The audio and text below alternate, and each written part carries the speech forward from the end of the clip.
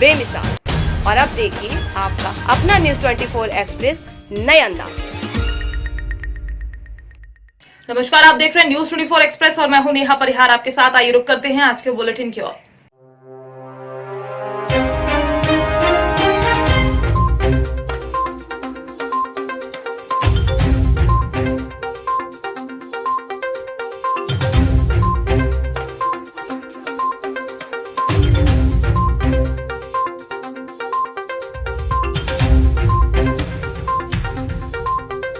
प्रशासन शहरों के संग अभियान के अंतर्गत तारानगर नगरपालिका द्वारा एक निजी छात्रावास वार्ड संख्या 26 का शिविर लगाया गया। चेयरमैन प्रियंका बानो व पालिका ईओ अरुण कुमार सोनी ने वार्डवासियों को पट्टे वितरित किए।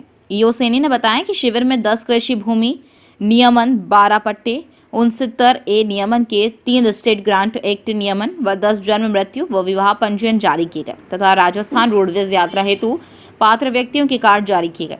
इस मौके पर चेयरमैन प्रतिनिधि मुंशी खां तेली, उपनेता प्रतिपक्ष त्रिलोक रेगर, पार्षद हरि सिंह बेनीवाल, गोपाल शास्त्री, संजय वाल्मीकि सहित पालिका कर्मचारी व जनप्रतिनिधि मौजूद रहे। आज वार्ड नंबर 26 में कल और आज 2 दिवस का प्रशासन शहरों के संग 2021 का अभियान चल रहा था। वार्ड वासियों का और वार्ड पार्षद महोदय का पूर्ण सहयोग रहा। वार्ड में आमजन द्वारा बढ़ चढ़ के भाग लिया गया और अच्छे खासे आवेदन पत्र प्राप्त हुए। प्राप्त आवेदन पत्रों में से आज 22 विभिन्न श्रेणी जैसे कृषि भूमि 69A स्टेट ग्रांट, तीनों श्रेणियों की मिला के 22 पट्टे आज जारी किए गए हैं। सभी प्रार्थियों को आज पट्टे जनप्रतिनिधि और चेयरमैन साहब, मुंशी खां जी, वार्ड पार्षद महोदय और उपस्थित जनों के समक्ष पट्टे वितरण किए गए हैं। माननीय मुख्यमंत्री महोदय और स्थानीय विधायक माननीय श्री नरेंद्र जी बुढ़ानी की मंशा के अनुसार राजस्थान में 10 लाख पट्टे वितरित किए जाने हैं। उसी क्रम में नगरपालिका तारानगर जुड़ा हुआ है। जनप्रतिनिधियों और आमजन के सहयोग से उक्त टारगेट को प्राप्त करने के लिए नियमित रूप से पट्टे बनाना और पट्टे वितरण करने का कार्यक्रम चल रहा है। अभी तक 26 वार्डों में कैंप हो गया है, 10 वार्ड अभी शेष है। ज़्यादा से ज़्यादा संख्या में पट्टे बनाने की कार्रवाई और नगर परिषद की टीम लगी हुई है। विधानसभा कुर्सी क्षेत्र में जनसंपर्क करने पहुंचे समाजवादी पार्टी के दावेदार उवैद चौधरी क्षेत्रीय लोगों से जनसंपर्क किया और भाजपा सरकार के कार्यकाल से नाराजगी जताते हुए कहा कि भाजपा केवल उत्तर प्रदेश की जनता को गुमराह करती है। उत्तर प्रदेश की जनता के अच्छे दिन कब आएंगे? वहीं महिलाओं ने भी भाजपा सरकार पर नाराजगी जताई। कहा महंगाई की मार से गरीब मजदूर किसान परेशान हैं। चौधरी जी ने दावा करते हुए कहा कि उत्तर प्रदेश का विकास पूर्व मुख्यमंत्री अखिलेश यादव ने अपने कार्यकाल में किया था और आगे आने वाले चुनाव में उत्तर प्रदेश का जमकर विकास करेंगे। वादे के साथ कहा हर बात विकास की होगी। क्या अखिलेश यादव मुख्यमंत्री बनने पर किस तरह से आप विकास देखेंगे? विकास तो यहाँ देख ही रहे, कुछ नहीं हुआ है ना जी। और ऊपर से महंगाई की मार अलग झेल रहे हैं किसान बर्बाद हो रहा है। किसान की फसल बर्बाद हो गई, धान की फसल डूब गई और ये डीजल रोज बढ़ाते जा रहे हैं, पेट्रोल रोज बढ़ाते जा रहे हैं। अब खाली हम लोगों का एक ही काम है कि इस महंगाई को ख़त्म करना और विकास करना इस क्षेत्र का। वो सड़क हो, स्वास्थ्य हो, बिजली हो, रोजगार हो, भाई यही हम लोग के विकास से काम होगा। ठीक है, धन्यवाद। सीधी अजब ही नहीं गजब भी है। जब एक वृद्धा ने नवनिर्मित नाली में मिट्टी भरकर उसे बंद कर दिया तो सभी अचरज में आ गए। सीधी जिले के नगरपालिका क्षेत्र में इन दिनों सड़क व नाली का निर्माण कार्य चल रहा है। क्योंकि नाली व सड़क लोगों की सुविधा के लिए बनाई जाती है, किंतु नगरपालिका क्षेत्र के अंतर्गत वार्ड नंबर 19 थनहवा टोला में नाली का निर्माण किया, किंतु वह सुविधा की जगह एक वृद्धा के लिए समस्या बन गई। तो वृद्धा ने नाली को मिट्टी से बंद कर दिया। वृद्धा ने चैनल को बताया कि ठेकेदार द्वारा लापरवाही करते हुए नाली निर्माण के दौरान मेरे घर के पास नाली को गहरा कर दिया, जो कि उसके द्वारा वाटर लेवल नहीं लिया गया था। इसके कारण पूरी नाली का पानी मेरे घर के पास आकर जमा हो जाता है। इसकी शिकायत मेरे द्वारा ठेकेदार से भी की गई, किंतु उनने अनसुना किया। इससे डेंगू जैसी कई बीमारियां फैलेगी और मैं और मेरा परिवार उसकी चपेट में आ सकता है। अपनी समस्या की शिकायत मेरे द्वारा ठेकेदार से भी की गई, किंतु उसने अनसुना किया है। इसलिए मैंने मिट्टी से अपने घर के सामने की नाली को बंद कर दिया। दाई या नाली बनी है अभी, ये नाली में क्या समस्या है? समस्या यह है कि हमारे कना 2 फुट पानी भरा था, अब हमारे गंदगी फैली यही। ये काहे पानी भरा थे? या मेरे कहीं बनाई नहीं नहीं तो का देखा ज्यादा गड्ढा हो गया, का हो गया है? गड्ढा हो गया है, पानी भरा था तो हम यही से हटा दी है कि हमारे द्वारे में गंदगी भरी। तो कोनो एक को शिकायत करे को से कहन सुना जब हुआ आबा का कहते ठेकेदार तो का हम कहन कि का कहते में हमार बनवा दा तो कहते कि हम ना बनवाऊ, वह कहिस कि गिट्टी मसाला दे ठेकेदार वह जिंदरा का, तो कहिस कि हम ना दे ना बनवाऊ, तो हम हटा दिया। हम अपने द्वारे में गंदगी इतना पानी रुक जाता तो डेंगू मलेरिया फैलाती है, का कहते हमारे घर में पानी फैली, तब ले जा फोटो उतार बता दी है। मैम, नगर पालिका क्षेत्र अंतर्गत वार्ड नंबर 19 थाना टोला में शक्ति पैलेस के पीछे अभी एक नवनिर्मित नाली का निर्माण हुआ था, जिसे एक वृद्ध महिला द्वारा मिट्टी से भरकर बंद कर दिया गया है। उसका कहना था कि उसका आरोप है कि ठेकेदार द्वारा जो है घटिया निर्माण कार्य किया गया है, वाटर लेवल नहीं लिया गया है, उस पर क्या कार्रवाई सुनिश्चित करेंगे आप? देखिए, अभी आपके माध्यम से ही मुझे जानकारी प्राप्त हुई है। मैं अभी तत्काल स्थल निरीक्षण करवाऊंगी और जो भी है समस्या उसका समाधान करूंगी तत्काल, क्योंकि निश्चित तौर पे ये बहुत गलत बात है कि वार्डों में इस तरह की समस्याएं आ रही हैं और हमारे इंजीनियर इस विषय पर ध्यान ना दे पाए हों या उनकी तक भी जानकारी ना पहुंच पाई हो, लेकिन मैं आज ही निरीक्षण करवा के उसका समाधान करूँगी। ग्राम पंचायत बेंद्रा नवागांव के ग्रामीण वन समिति ने अपने आवंटित क्षेत्र में कक्ष क्रमांक 190, 191, 195 PF 194 में पूर्व में चेन लीकिंग फेंसिंग कार्य होना था, जो वर्तमान में अधूरा पड़ा हुआ है। साथ ही कार्य हेतु लागत मटेरियल भी लावारिस हालत में छिन्न भिन्न पड़े हैं, जिस पर वन विभाग कोई ध्यान नहीं दे रहा है। पिछले 1 वर्ष से कार्य लंबित के चलते मटेरियल, सीमेंट, गिट्टी, फेंसिंग तार की लगातार चोरी जारी है। साथ ही रोपे गए झाड़ को आपराधिक एवं असामाजिक तत्वों द्वारा आए दिन चोरी किए जाने से वन प्रबंधन समिति परेशान है। ग्रामीणों ने कहा कि फेंसिंग कार्य होने से वन की सुरक्षा की जा सकेगी और ग्रामीणों को रोजगार के अवसर भी मिल जाएंगे।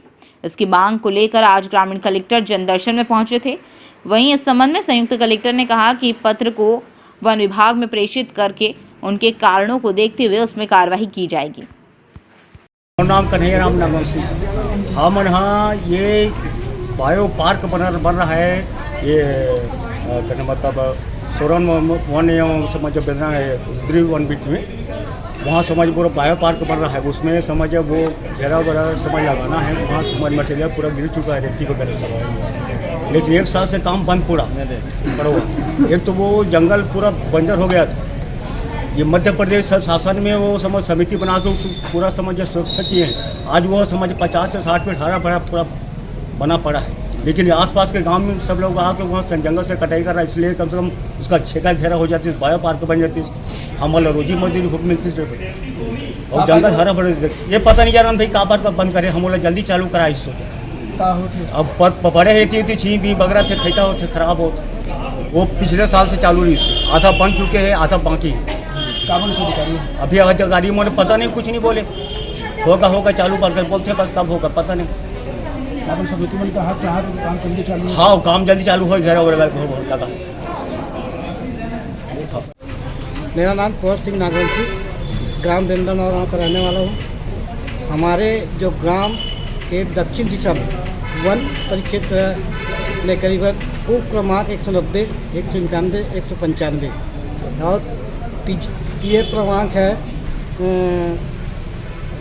295 है ना, जिसमें झाड़ लगा हुआ है और जिसके ग्रामवासी द्वारा समूह के द्वारा रख रखाव किया जाता है, जिसमें शासन द्वारा तार फेंसिंग का काम किया जा रहा था, जो पूर्व में अभी तक अधूरा है ना।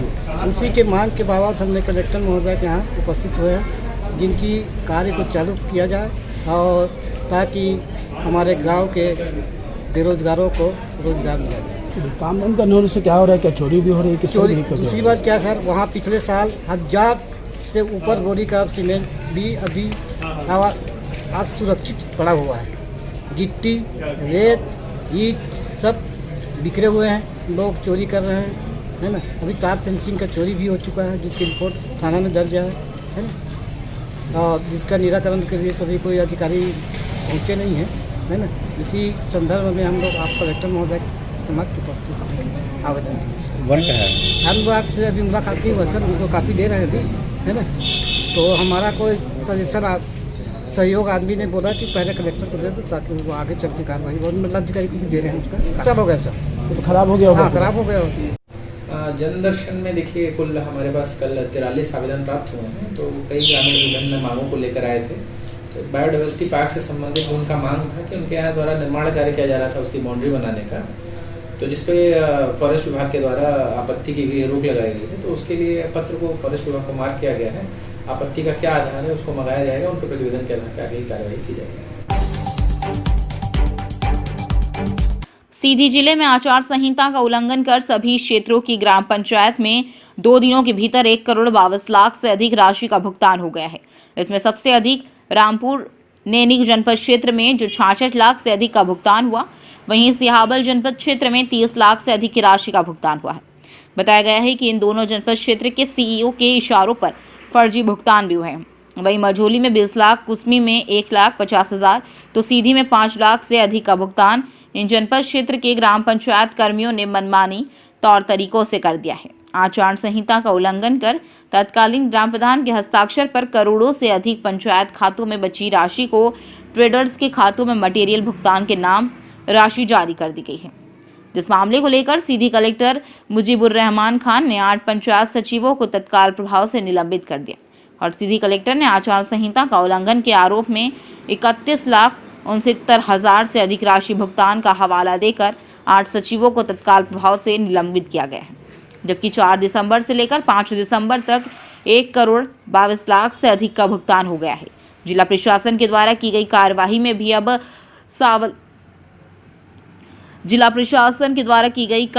भी अब सवाल खड़े हो रहे हैं। करोड़ों के भुगतान के बाद भी 44 लाख का हवाला देकर कार्यवाही की गई। जिस जनपद सीईओ के इशारे पर राशि जारी हुई है उस पर जिला प्रशासन अब तक कोई कार्यवाही नहीं कर रहा है। और वहीं कलेक्टर ने बताया कि 8 पंचायत सचिव द्वारा ग्राम प्रधान के हस्ताक्षर पर 4 से 5 दिसंबर के बीच कुछ राशि का भुगतान किया गया था, जिसकी शिकायत मिलते ही मामले की जांच के सीईओ जिला पंचायत को सौंपी गई थी। उनकी जांच रिपोर्ट में 8 पंचायत सचिवों सामने आए हैं, जिन्हें तत्काल प्रभाव से निलंबित किया गया है। निकाला गया सर? नहीं, मेरे ख्याल में मुझको ऐसा लगता है कि उनको शायद या तो जानबूझ के किसी ने कुछ ऐसा भी कर सकते हैं कि उन्होंने जानबूझ के किया हो, या फिर ये भी हो सकता है कि उनको इस बात का पूरा जो है आभास ना रहा हो कि वो आचार संहिता का उल्लंघन कर रहे हैं। लगातार देखिए, आचार संहिता लगने के बाद आचार संहिता में कुछ कार्रवाइयाँ इस तरीके से प्रतिबंधित होती हैं और आचरण जो शासकीय कर्मचारी हैं, अधिकारी हैं, उनका उस आचार संहिता से बंधा हुआ होना चाहिए। तो जो चुनावी आचार संहिता लागू हुई 4 तारीख से, उसके बाद कुछ सचिवों ने जो ग्राम प्रधान हैं उनके दस्तखत से फाइलें करवा के और उनसे दस्तखत से राशि का आहरण भी किया।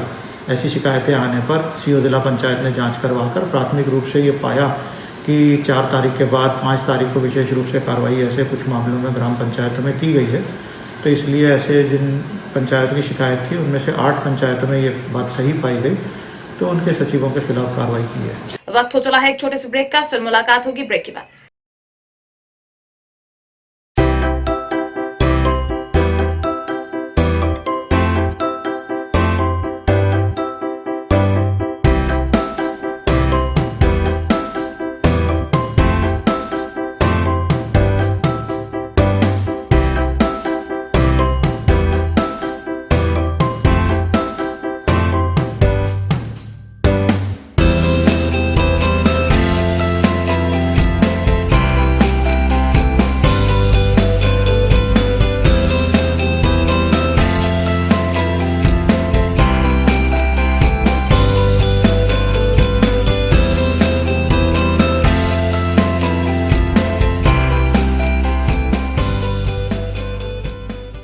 ब्रेक के बाद एक बार फिर आप सभी का स्वागत है। आइए बढ़ते हैं अगली खबर की ओर।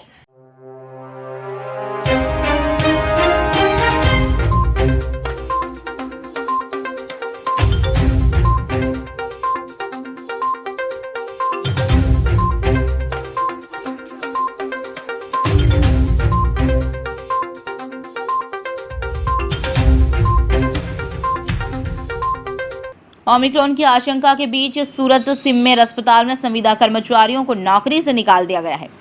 एसएमसी संचित सिममेर अस्पताल में विवाद छिड़ गया। अनुबंध वार्ड बॉय आया की बर्खास्तगी की गई है। एसएमसी का प्रबंधन सिममेर हॉस्पिटल द्वारा किया जाता है। अनुमानित 170 श्रमिकों को हटा दिया गया है।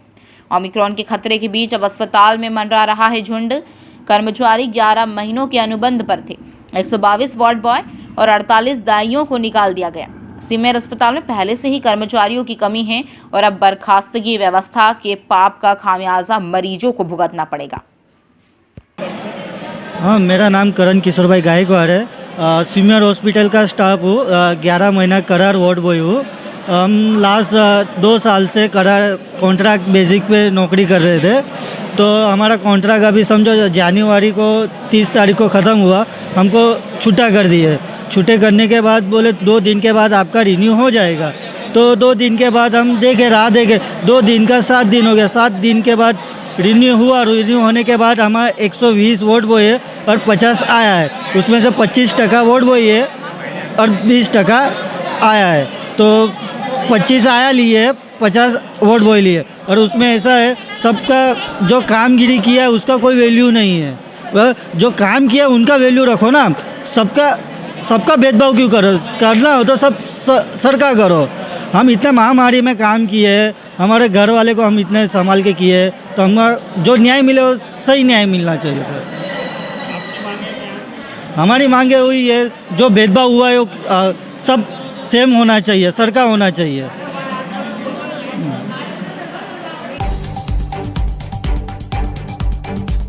उज्जैन में टाटा का सीवरेज लाइन का काम चल रहा है, पर यहां टाटा की कैसी लापरवाही है। महानंदा सी सेक्टर में करीब 25 दिनों से यहां खड्डा खोद कर चले गए हैं। अभी तक किसी का कोई ध्यान नहीं है। ठेकेदार से बात करते हैं तो वह कहता है कि आज कर रहे हैं, कल कर रहे हैं। 4 दिन पहले एक बच्चा गिर गया था जिसे उसे काफ़ी चोटें आई है।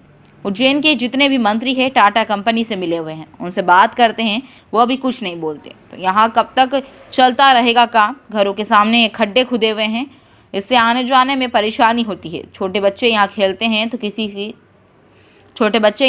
हैं, किसी दिन ज़्यादा दुर्घटना हो गई तो इसका जिम्मेदार कौन होगा? सिवनी के मातृशक्ति संगठन को नेपाल के लुम्बिनी बुलाकर बीते दिनों अंतर्राष्ट्रीय सम्मान से पुरस्कृत किया गया। पर्यावरण बचाव के क्षेत्र में संगठन द्वारा कई वर्षों से अनेक अभियान चलाए जा रहे हैं। उनमें से एक है बक्सवाहा जंगल बचाओ अभियान, जो कि अब देश की आवाज़ बन चुका है। नेपाल के लुम्बिनी में आयोजित इस कार्यक्रम में पर्यावरणविद डॉक्टर धर्मेंद्र कुमार, मातृशक्ति संगठन सिवनी इंटरनेशनल एनवायरनमेंट अवार्ड में अनेक राज्यों से पधारे पर्यावरण प्रहरियों को सम्मानित किया गया है। इसी श्रृंखला में मातृशक्ति संगठन भी शामिल रहा।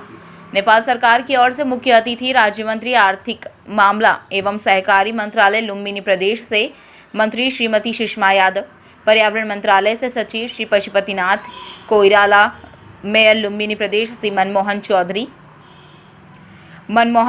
अवधेश कुमार त्रिपाठी, विकास कोष लुम्बिनी आदि कई बड़ी हस्तियों ने सम्मान समारोह में शिरकत की। साथ ही इस आयोजन के पहले दिन नेपाल सरकार के कुछ प्रहरी होने लुम्बिनी प्रदेश के कुछ स्थानों का भ्रमण भी मातृशक्ति संगठन को कराया। तो वहीं सिवनी जिले की मातृशक्ति संगठन को नेपाल में सम्मानित किए जाने से मातृशक्ति या अपने आप को गौरवान्वित महसूस कर रही है।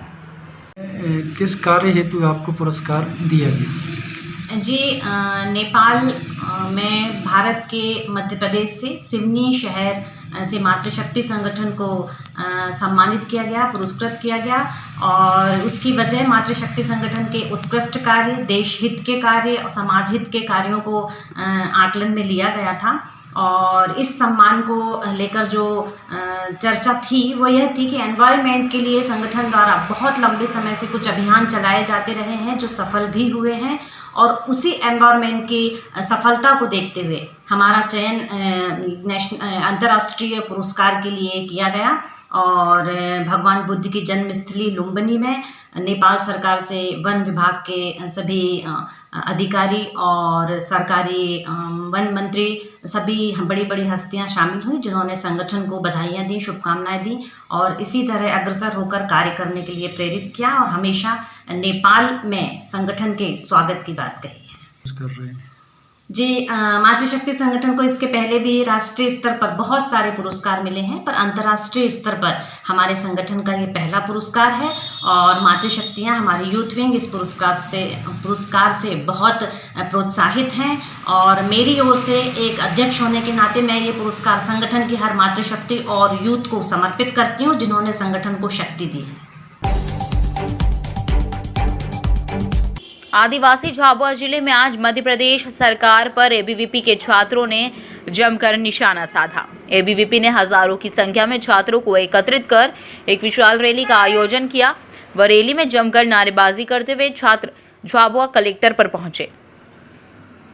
नारेबाजी करते हुए छात्र झाबुआ कलेक्ट्रेट पर पहुंचे और धरना प्रदर्शन किया। छात्रों ने मध्य प्रदेश सरकार और अधिकारी कर्मचारियों पर लापरवाही का आरोप लगाया। छात्र संगठन के पदाधिकारियों का कहना है कि 50% छात्रों को छात्रवृत्ति वर्ष 2019 और 20 से नहीं मिल पाई है, जिसकी वजह से कई छात्रों को अपनी पढ़ाई तक छोड़ना पड़ी। मजदूरी कर अपने बच्चों को शिक्षा देने वाले माता पिता अतिरिक्त खर्च का बोझ नहीं उठा पा रहे हैं।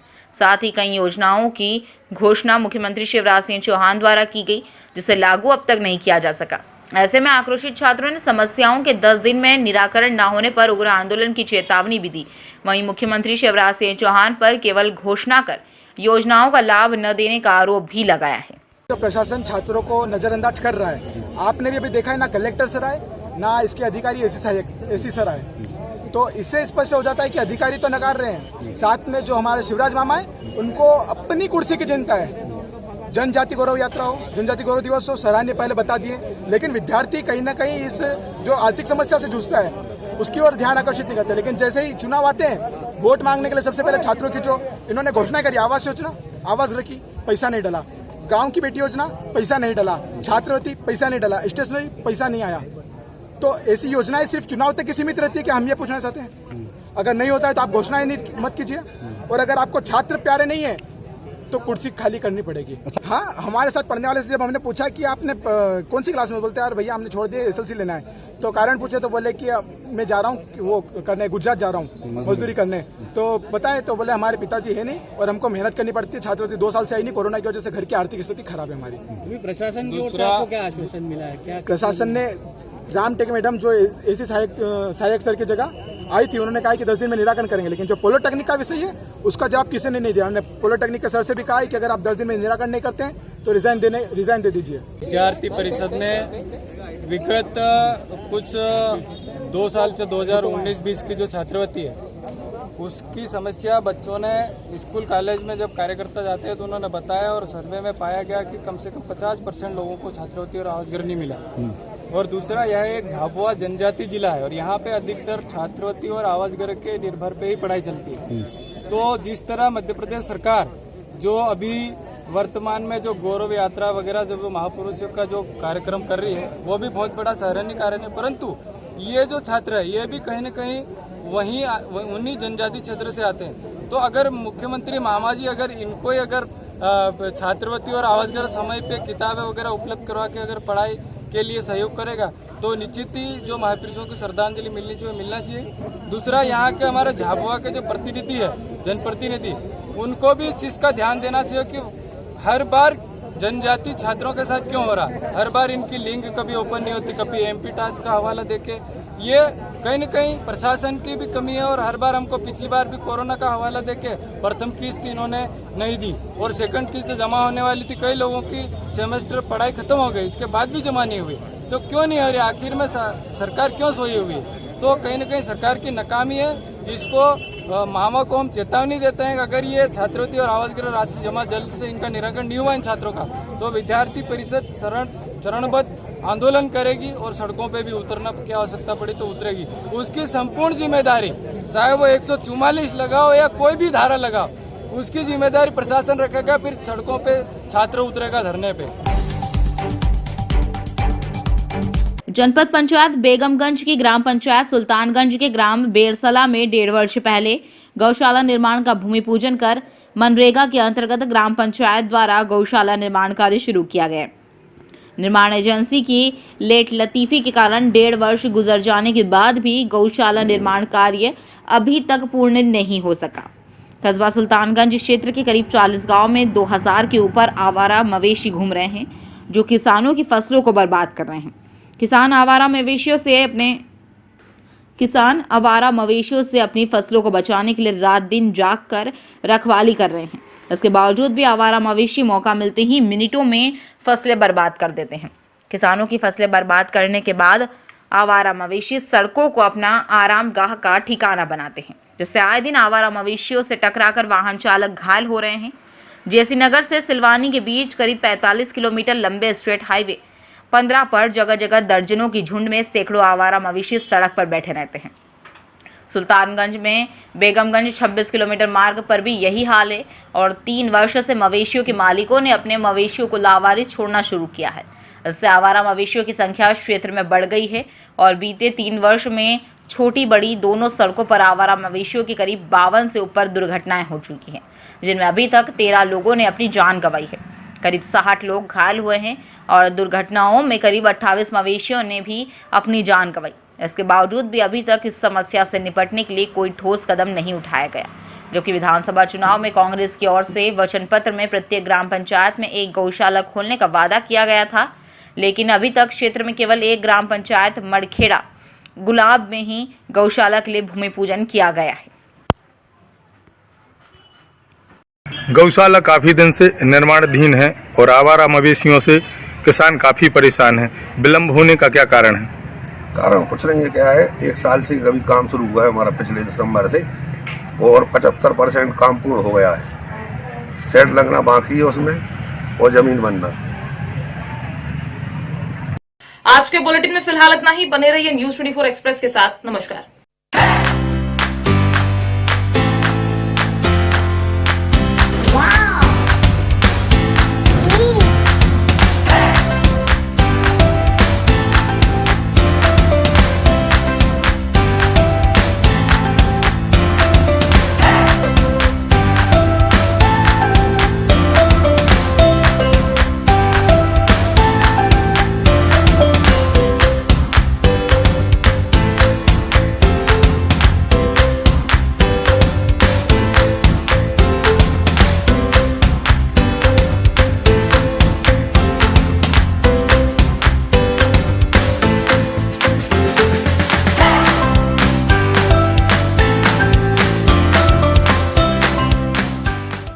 एक्सप्रेस के 2 साल बेमिसाल। और अब देखिए आपका अपना न्यूज़ 24 एक्सप्रेस नए अंदाज।